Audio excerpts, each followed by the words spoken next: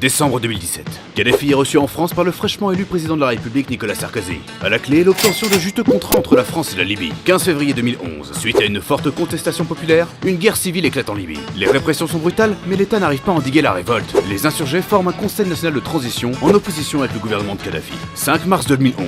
Zak Takedine est arrêté au Bourget en possession d'1,5 million d'euros en espèces, alors qu'il revenait de Libye. 10 mars 2011. Le conseil national de transition est reçu par Nicolas Sarkozy qui, suite à l'entretien, le reconnaît comme seul représentant de la Libye et organise une coalition internationale pour faire chuter le régime de Kadhafi. 16 mars 2011. Dans une interview d'Euronews, Saïf al-Islam Kadhafi, le fils de Muammar Kadhafi, demande à Sarkozy de rendre l'argent que le régime libyen lui aurait donné pour sa campagne. 19 mars 2011. La France, avec plusieurs pays de l'ONU, effectue leur première frappe en Libye, avec pour cible les forces militaires de Kadhafi. Avril 2011. Le Monde relate l'anecdote d'un émissaire secret dépêché à Tripoli, affirmant que le premier ministre libyen ainsi que l'entourage de Kadhafi avaient financé la campagne de Sarkozy. Août 2011. Béchir Salah, haut fonctionnaire libyen et ami de Kadhafi, est exfiltré de Libye suite à la chute du régime libyen, à bord d'un jet privé appartenant à Alexandra Djouri, homme d'affaires et proche de Claude Guéant. 20 octobre 2011. Kadhafi est capturé puis tué alors qu'il fuit la capitale, prise par les rebelles libyens. 25 octobre 2011. L'ex-premier ministre libyen, alors qu'il est auditionné à Tunis pour sa demande d'extradition, déclare avoir connaissance de dossiers de financement de politiciens à l'étranger, notamment la campagne de Sarkozy en 2007. 12 mars 2012. Publication par Mediapart d'une note de Jean-Charles Brizard, directeur d'une société de renseignement privé et spécialisée dans la question du financement d'organisations terroristes islamistes. La note date du 20 décembre 2006. Elle mentionne un certain NS, BH et ZT, ainsi que des modalités de fin de campagne réglées à NS et BH lors de leur visite le 6 octobre 2005. 15 mars 2012. Mediapart affirme que Jean-Charles Brizard leur a confirmé la présence de Brice Hortefeux dans le montage financier révélé par la note. Mais 16 mars 2012, Jean-Charles Brizard fait savoir à Mediapart qu'il souhaite s'écarter de leur publication, ne remettant pas en cause la véracité de leurs accusations, mais considère l'affaire comme une affabulation journalistique. 28 avril 2012. Mediapart publie un document en arabe datant du 10 décembre 2006, signé par Moussa Koussa, chef des services de renseignement extérieur libyen. Le document indique que Kadhafi aurait autorisé le déblocage de 50 millions d'euros pour la campagne de Sarkozy. Cette décision résulterait d'un accord datant du 6 octobre 2005 entre plusieurs membres du gouvernement libyen, dont Béchir Salah et Brice Hortefeux. Le document fait mention de Ziad Takedine, controversé homme d'affaires franco-libanais, accusé pour avoir eu un rôle dans l'affaire Karachi. 29 avril 2012. Béchir Salah remet en doute l'authenticité du document. Il est aussi révélé que Béchir Salah est recherché par Interpol pour détournement de fonds. Le même jour, Choukri Ghanem, ancien ministre du pétrole de Kadhafi, est retrouvé mort noyé dans le Danube. Lors de l'enquête, la police met la main sur un carnet où il est notifié plusieurs versements effectués pour la campagne de Sarkozy par Béchir Salah, mais aussi par l'un des fils de Kadhafi, ainsi que par Abdallah Senoussi, chef des services secrets libyens. 30 avril 2012. Sarkozy porte plainte contre Mediapart pour faux et usage de faux. L'affaire se soldera par un non-lieu. 2 mai 2012. Mediapart porte plainte contre Sarkozy pour dénonciation calomnieuse. 3 mai 2012. Béchir Salah quitte la France. Septembre 2012. Abdallah Senoussi, entendu par la Cour pénale internationale, affirme qu'une somme de 5 millions d'euros aurait été versée pour la campagne de Sarkozy par l'intermédiaire de Takedine. 19 décembre 2012. Takedine déclare qu'il est en mesure de fournir des éléments prouvant le financement de la campagne de Sarkozy. Il affirme que Béchir Salah a reçu de Claude Guéant les indications bancaires nécessaires au virement. 16 janvier 2013. La justice française perquisitionne le domicile de Béchir Salah. 27 février 2013. La justice française perquisitionne le domicile de Claude Guéant. 11 avril 2013. La justice française perquisitionne le domicile de Ziad Takedine. Juin 2013. Mofta Missouri, ancien ministre de Kadhafi, confirme l'authenticité du document signé par Moussa Koussa. 5 août 2014. Moussa Koussa affirme que le contenu du document n'est pas faux, mais qu'il n'en est pas le signataire, alors que cette dernière a été authentifiée par plusieurs graphologues français. 6 mars 2015. Claude Guéant est mis en examen pour blanchiment de fraude fiscale en bande organisée et faux et usage de faux. Novembre 2016. Lors d'un entretien filmé, Ziad Takedine déclare avoir personnellement convoyé de Tripoli à Paris 5 millions d'euros en liquide, qu'il aurait remis en main propre à Claude Guéant et Nicolas Sarkozy de la part d'Abdallah Senoussi. 8 janvier 2018. Alexandre Djouri est arrêté à Londres suite à un refus de se rendre à une convocation du parquet national financier, dans le but de recueillir son témoignage au sujet d'un possible financement libyen de la campagne de Sarkozy. Il est relâché sous caution. 23 février 2018. Béchir Salah est victime d'une tentative d'assassinat en Afrique du Sud. Mars 2018. Alors qu'il est à nouveau placé en détention provisoire, Alexandre Djouri est victime d'une crise cardiaque et placé en coma artificiel. 20 mars 2018. Nicolas Sarkozy est placé en garde à vue et mis en examen pour corruption passive, financement illicite de campagne électorale et recel de détournement de fonds publics libyens. Alors on peut se demander, mais que fait la justice ?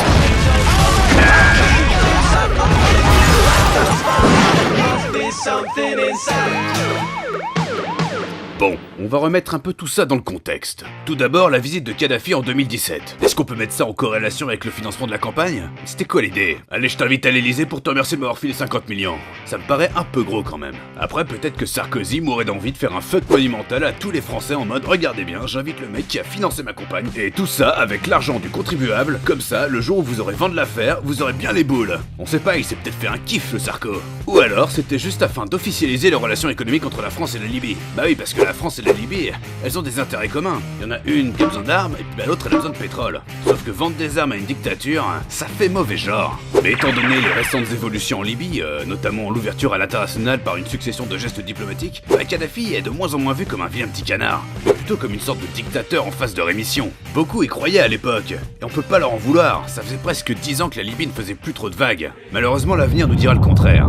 En fait, tout va commencer à partir en couille en 2008. Des tensions diplomatiques entre la Libye et la Suisse vont apparaître tout d'abord suite à l'arrestation du fils de Kadhafi, Hannibal. La réaction libyenne sera d'arrêter 2 ressortissants suisses et de fermer le pays à tout commerce avec celle-ci, notamment en retirant tout l'argent libyen des banques suisses. Au final, la Suisse cédera à la pression et relâchera le fils de Kadhafi. Elle présentera ses plus plates excuses à la Libye. Mais Kadhafi n'en aura rien à foutre. Il refusera de lever les condamnations sur les 2 ressortissants suisses et demandera à l'ONU le démantèlement de l'État suisse.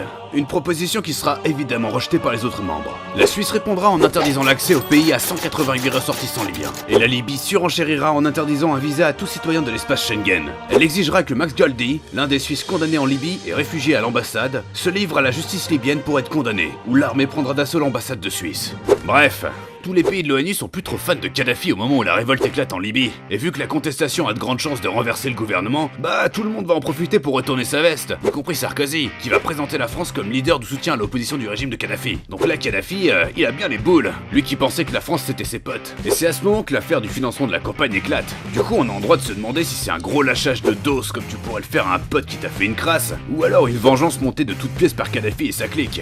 Et ça, au vu des preuves, bah c'est pas évident. On va maintenant passer en revue les différents témoins et preuves clés de l'affaire. On va commencer par ce cher Taqieddine. Tout d'abord, il est arrêté au Bourget en 2011 avec une valise contenant 1,5 million d'euros. Il est soupçonné de blanchiment d'argent et placé en garde à vue. Il va dans un premier temps déclarer que cet argent était une commission que lui devait l'entreprise Honeywell. L'entreprise va démentir et Taqieddine va être mis en examen. Après les révélations des 2 documents de Mediapart, Taqieddine est à nouveau auditionné. Il déclare que le montage financier à plus de 50 millions pour le financement de la campagne de Sarkozy aurait été possible grâce à des contrats fictifs à 3 entreprises françaises en Libye. Et que tout ça a été organisé avec la complicité de Claude Guéant et Béchir Salé, et qu'il aurait des preuves comme les 10 contrats et des avis de transfert. Ça colle à peu près avec les 2 notes révélées par Mediapart, et puis c'est appuyé par le témoignage de Mohamed Ismail, bras droit du fils de Kadhafi, et Baghali Mahmoudi, ancien premier ministre libyen. Leurs témoignages ont permis d'identifier un circuit bancaire permettant à Taqieddine de sortir de l'argent de Libye via 3 sociétés offshore et des comptes ouverts dans des banques suisses et allemandes. Mais aucun lien n'a pu être prouvé entre ce circuit financier et le financement de la campagne de Sarkozy. 4 ans se passent, et le 12 novembre 2016, Taqieddine décide de témoigner auprès d'un journaliste. Et là, bah, plus d'histoire de contrats fictifs ou de réunions avec Claude Guéant et Béchir Salé, Taqieddine, selon ses dires, c'est plus qu'une mule pour le compte d'Abdallah Senoussi. On lui file l'argent et il fait le voyage entre Tripoli et Paris. Alors certes, ça concorde avec le témoignage de Senoussi en 2012, alors qu'ils n'avaient pas pu matériellement se rencontrer. Mais le témoignage de Senoussi avait été révélé le 7 novembre 2016 par Mediapart, et elle avait été relayée par plusieurs médias, genre Le Parisien ou Jeune Afrique. Donc Taqieddine, il avait juste à lire l'article pour avoir l'info en gros. Bon après, dans une vidéo Mediapart live du 16 novembre 2016, le journaliste qui a interviewé Taqieddine nous raconte les coulisses de cet entretien. Je rencontre Ziad Taqieddine le 18 octobre et puis tout d'un coup, il lâche une phrase. Et puis la corruption, de toute façon, ils ont pris de l'argent. Ils, ce sont les sarkozystes. Ils ont pris 5 millions d'euros. Je leur ai livré 5 millions d'euros dans des sacs. J'ai fait 3 voyages. Je pose des questions, je lui fais raconter précisément. Et là, je découvre la mécanique qui s'est mise en place, le système qui s'est mis en place à travers Ziad Taqieddine et son contact principal qui est Abdallah Senoussi. Du 18 octobre au 7 novembre, dans mon coin, j'essaie de vérifier ces voyages, qui me parlent de 3 voyages de fin novembre 2006 à début janvier 2007. Je décide de le revoir. Je prends rendez-vous avec lui le mardi 8 novembre, le jour de l'élection présidentielle américaine. La veille, le 7, Karl et Fabrice publient un papier qui révèle ce témoignage d'Abdallah Senoussi, un témoignage qui parle du mode opératoire, qui parle de Taqieddine, qui parle de Guéant, qui parle de Sarkozy et qui donne les dates 2006-2007. Tout y est, tout colle. Et avec Mediapart et avec l'agence Première Ligne, nous avons collaboré, nous avons enregistré cette interview très longue le 12 novembre. Nous avons travaillé tout le week-end pour pouvoir la publier mardi dernier. Ok, avec ces dates, les corrélations, elles tiennent la route. Mais y'a que moi que ça dérange que le mec change totalement d'histoire en 4 ans. Et le journaliste, pourquoi il lui pose pas une seule fois des questions sur sa déposition de 2012 ? Alors cet argent, vous l'avez donné pourquoi ? Pour financer la campagne de 2007 de Nicolas Sarkozy ? Pas du tout. C'est un argent qui faisait partie des accords faits entre les deux pays sur le contrôle des frontières libyennes maritimes, de sécurité avec des équipements français, des avions français et des échanges d'informations et des échanges de formation d'équipes avec la France. Ah bah c'est pour ça. Du coup, qui ment ? Senoussi ou Takieddine ? Admettons que Senoussi dise vrai. Vous pensez vraiment qu'un mec comme Sarko serait assez con pour recevoir des mallettes pleines de cash directement à son ministère ? Et puis, est-ce qu'on est vraiment sûr que la déposition de Senoussi faite en 2012 n'a jamais fuité en 4 ans ? Faut savoir que le procès verbal est resté secret jusqu'à la date du 20 juin 2016, date à laquelle il a été transmis officiellement au juge. C'est d'ailleurs comme ça que les journaux en ont eu vent. Donc garantir que ce témoignage n'ait pas pu arriver aux oreilles de Takieddine, c'est un peu présomptueux quand même.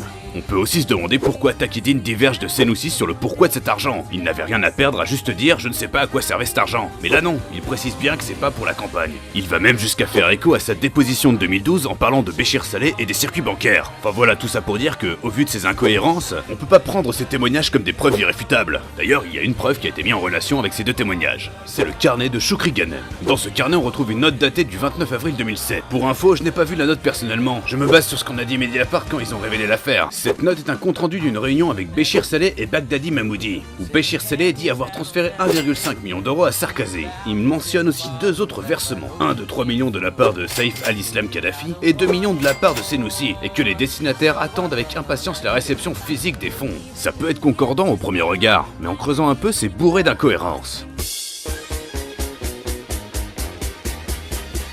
Les montants. La note nous parle d'un financement à hauteur de 2 millions de la part de Senoussi, alors que celui-ci avait déclaré avoir financé la campagne à hauteur de 5 millions. Après, peut-être que Choukri Ghanem ne faisait mention que d'un seul des versements effectués par Senoussi. En effet, Takieddine explique qu'il a effectué plusieurs voyages pour le compte de Senoussi, dont un avec une mallette de 2 millions. Ça pourrait être de ce versement-là que parle la note. Mais... les dates... Les dates ne concordent pas avec le témoignage de Takieddine. La note de Choukri Ghanem est datée du 29 avril 2007. Comme il s'agit d'un compte-rendu de réunion, on peut donc supposer que la réunion en question s'est tenue le même jour, voire quelques jours avant. Pour être sympa, on va dire courant avril 2007. Et cette note, elle nous parle de plusieurs transferts en cours, puisque les bénéficiaires n'ont pas encore reçu les fonds. Donc ce fameux transfert d'argent aurait eu lieu en avril 2007. Pourtant, Takieddine, dans son témoignage, il précise que les différents transferts d'argent qu'il avait effectués pour Senoussi, ils se sont déroulés entre novembre 2006 et janvier 2007, soit 3 mois avant la dite réunion. Du coup, ces 2 millions mentionnés dans la note, ça n'a rien à voir avec les 5 millions que Takieddine a convoyés pour Senoussi. Ça serait 2 millions en plus. Mais ça, Senoussi, il en a jamais parlé. Lui, il a juste mentionné les 5 millions que Takieddine avait convoyés pour lui. Et puis... les modalités.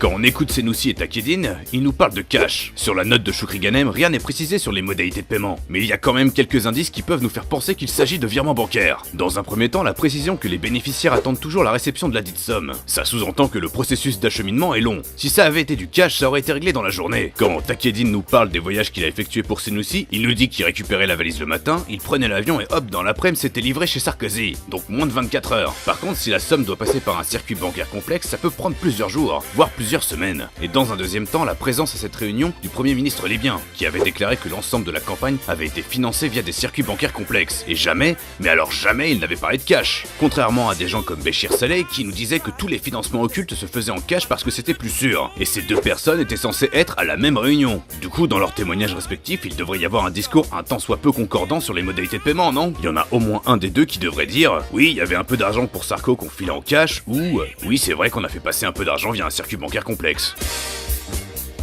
Qui sait quoi ?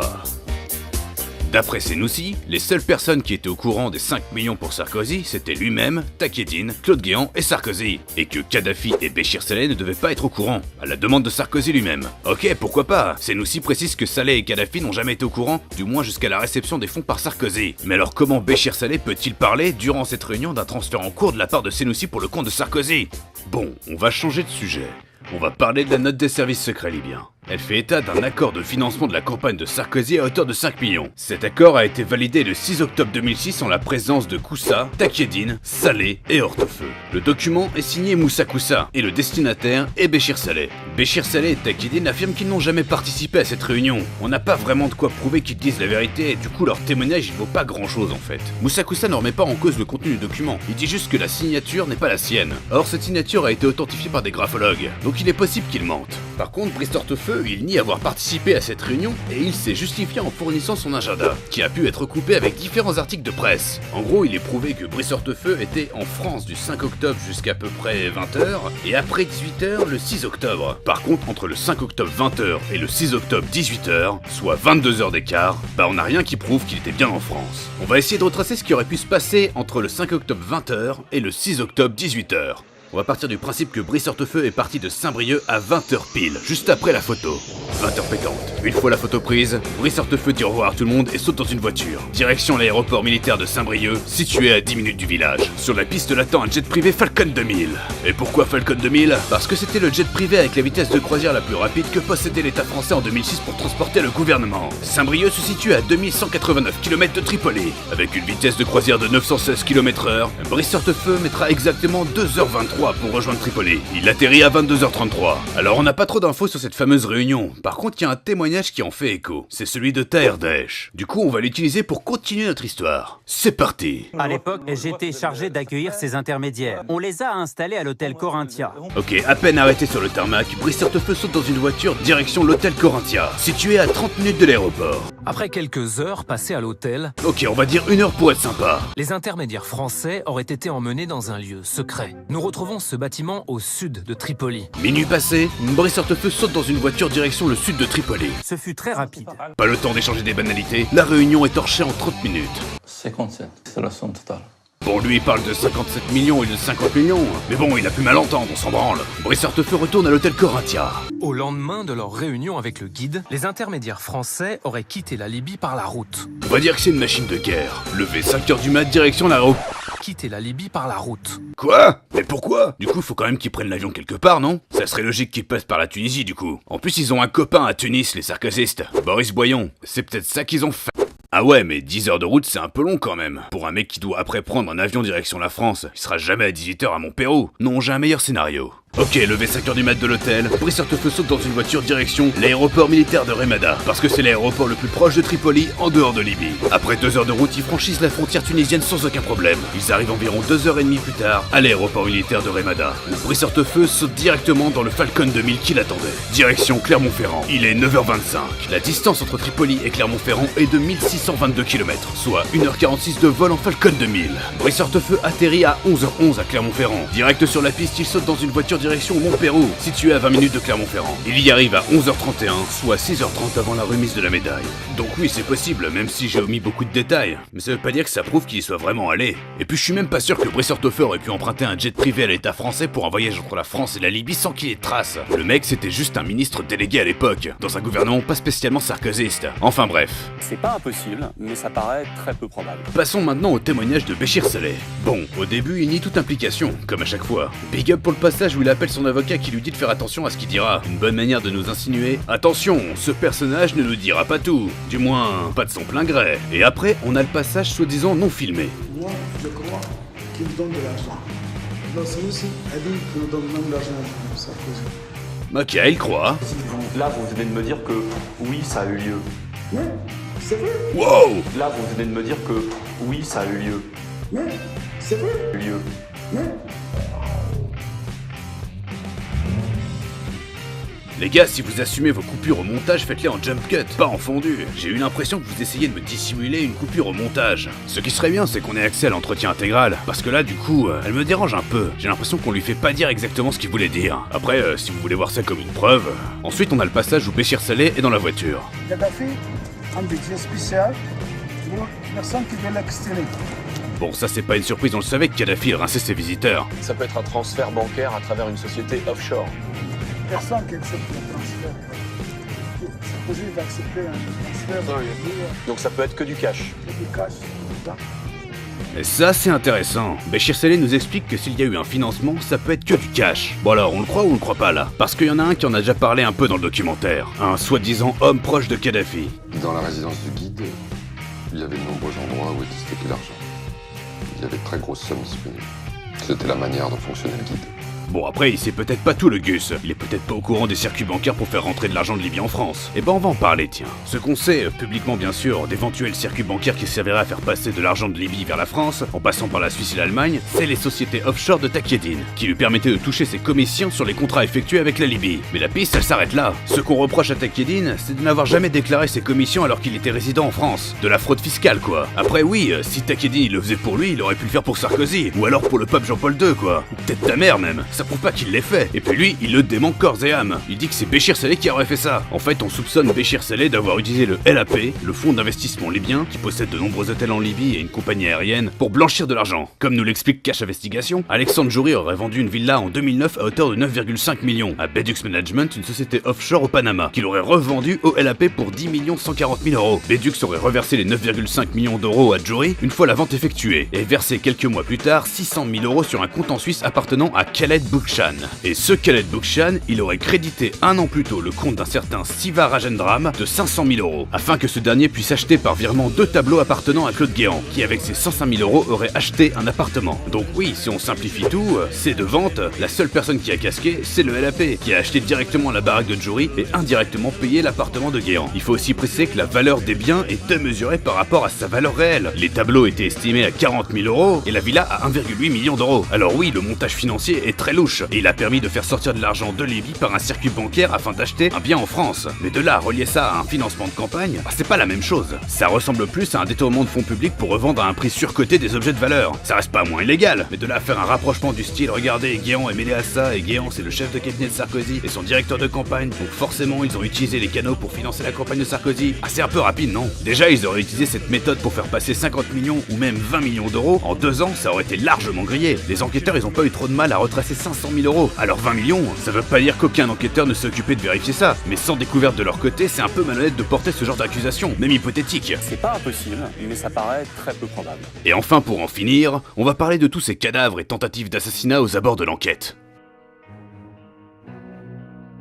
Oui certes, il aurait pu être tué car il avait des preuves contre Sarkozy. Ou alors il aurait aussi pu être tué pour d'autres raisons, comme par exemple avoir trahi le clan de Kadhafi, ou le fait qu'il était recherché pour corruption, ou qu'il disposait sûrement de preuves ultra sensibles sur des contrats pétroliers entre la Libye et des gouvernements occidentaux. Des preuves qui auraient de quoi inquiéter bien plus de personnes que Nicolas Sarkozy. Et puis moi, si je devais faire disparaître un témoin, je le laisse pas flotter dans la rivière. Je le dissous dans l'acide et fouille de fond en comble son appartement à la recherche de preuves compromettantes.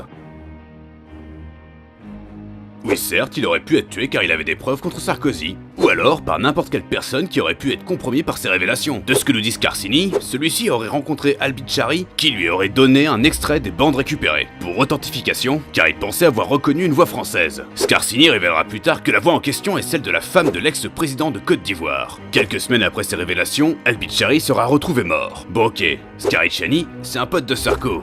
Du coup, il aurait pu le couvrir en mentant sur les révélations de l'écoute et buter Al-Bichari et son pote. Mais c'est quand même un peu con. Al-Bichari, il est venu voir Scarsini pour authentifier une voix qu'il pensait reconnaître. Et il a fait ça parce qu'il voulait vendre à Scarsini les 70 cassettes d'écoute de Kadhafi. La solution la plus intelligente, ça aurait été d'acheter les cassettes, puis de les brûler, puis après de mitonner sur ce qu'il y avait dessus. Mais buter Al-Bichari, c'est le meilleur moyen d'attirer les soupçons sur soi. Surtout que la DGSE n'a jamais caché le fait qu'elle désirait récupérer les cassettes. Il est aussi fort peu probable qu'Al-Bichari n'en ait parlé qu'aux Français. Ces cassettes, elles auraient pu porter préjudice à plusieurs gouvernements étrangers. Et puis, c'est pas parce qu'on a une bribe d'infos sur une possible écoute entre Kadhafi et un Gus qui parle français que c'est forcément Sarko. Typiquement, la Libye, elle traitait énormément avec l'Afrique. Et il y a une bonne partie de l'Afrique qui est francophone. Et dans certains de ces pays, le gouvernement, c'est pas des tendres. Du coup, quand tu commences à vouloir balancer ce genre d'infos, tu risques un peu ta peau, quoi.